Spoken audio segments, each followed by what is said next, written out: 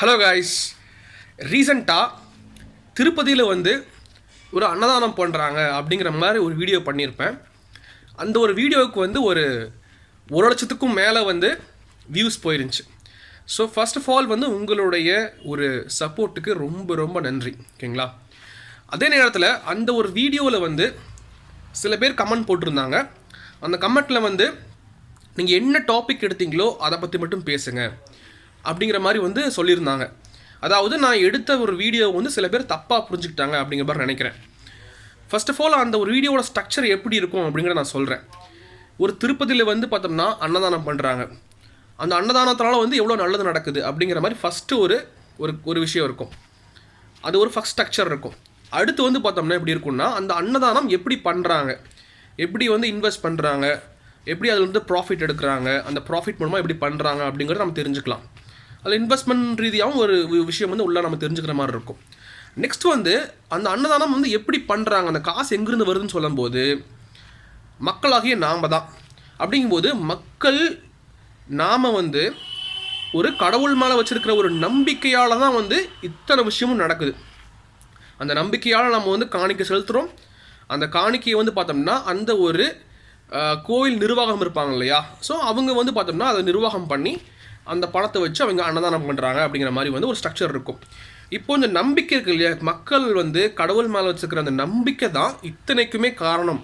அப்படிங்கும்போது அந்த நம்பிக்கை வெறும் நல்லது மட்டும்தான் பண்ணுதா, இந்த அன்னதானம் மாதிரி ஒரு நல்லதை மட்டும்தான் பண்ணுதா அல்லது கெட்டதையும் பண்ணுதா அப்படிங்கிற ஒரு சிந்தனையை பார்த்தோம்னா மக்கள்கிட்ட கொண்டு போய் சேர்க்கணும் அப்படிங்கிறது தான் என்னுடைய ஒரு நோக்கம்.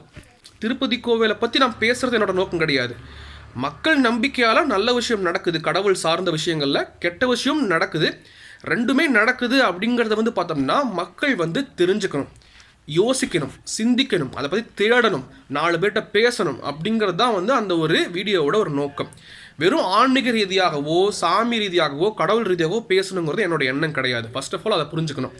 அதனால தான் சில பேர் நான் அப்படி கடைசியாக முடிக்கும் போது அது தவறாக சில பேர் புரிஞ்சுக்கிறாங்க. நல்லா தானே பேசிகிட்டு இருந்தேன், ஏன் திடீர்னு இப்படி மாறினேன் அப்படிங்கிற மாதிரி அப்படி நினச்சிட்டாங்க போல். இப்போ கூட பக்கமாக தமிழ்நாட்டில் பார்த்தோம்னா பழனி முருகன் கோவில் இருக்கு இல்லையா, ஸோ பழனி முருகன் கோவில் அந்த ஒரு கோவிலை சார்ந்த ஒரு இடம் இருக்குது. 100 கோடி மதிப்பிலான ஒரு இடம், கோவிலோட ஒரு இடம். அந்த இடத்த ஒரு தனிநபருக்கு பார்த்தோம்னா அந்த ஒரு இடத்த பதிவு பண்ணிட்டாங்க அவங்க பேரில். அது ஒரு கோர்ட்டில் கேஸ் போயிட்டு அது செல்லாது, அந்த பதிவு செல்லாது அப்படிங்கிற மாதிரி கோவிலோட இடம் அப்படிங்கிற மாதிரிலாம் சொல்லிட்டாங்க. இந்த இடத்துல பார்த்தீங்கன்னா அந்த இடம் இருக்கு இல்லையா, அது 1 ஏக்கர் 40 சென்ட் இடம். அந்த இடம் எப்படி வந்திருக்கும் கோவிலுக்கு, சாமிக்கு மக்கள் மூலமாக தான் காசு வருது, மக்கள் காணிக்க போடுறாங்க, மக்கள் ஏதோ ஒரு பொருட்கள் வாங்குறாங்க. அப்படிங்கும்போது அது மக்கள் மூலமாக அந்த காசு வருது, அந்த பணத்தை வச்சு தான் பார்த்தா அந்த இடம் வாங்கியிருப்பாங்க.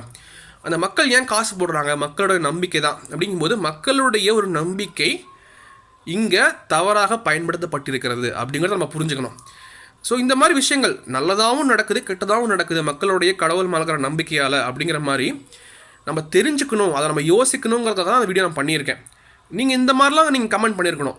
நல்ல விஷயம் நடக்குது, கெட்ட விஷயம் நடக்குது, இந்த பாருங்கள் இப்படி கெட்ட விஷயம் நடக்குது, இந்த மாதிரி நல்ல விஷயம் நடக்குது அப்படிங்கிற மாதிரி கமெண்ட் பண்ணணும். அதுதான் நான் எதிர்பார்த்தேன். சில பேர் அதை பண்ணிட்டு இருந்தீங்க, சில பேர் அதை பண்ணல, பரவாயில்ல. பட் நம்ம விழிப்புணர்வாக இருக்கணும், சமூக விழிப்புணர்வாக இருக்கணும்.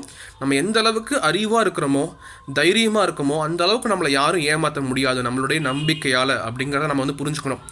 நம்ம வெறும் பிளைண்டாக எந்த ஒரு அறிவுமே இல்லாமல் தைரியமே இல்லாமல் நம்ம கண்மூடித்தனமாக நம்ம ஒரு விஷயத்தை நம்பும் பொழுது நம்மளை ஏமாத்துறதுக்கான வழியை நாமளே உருவாக்கி கொடுக்குற மாதிரி அர்த்தம். அது அதுதான் என்னுடைய ஒரு கருத்தாக இருக்கும்னு நினைக்கிறேன்.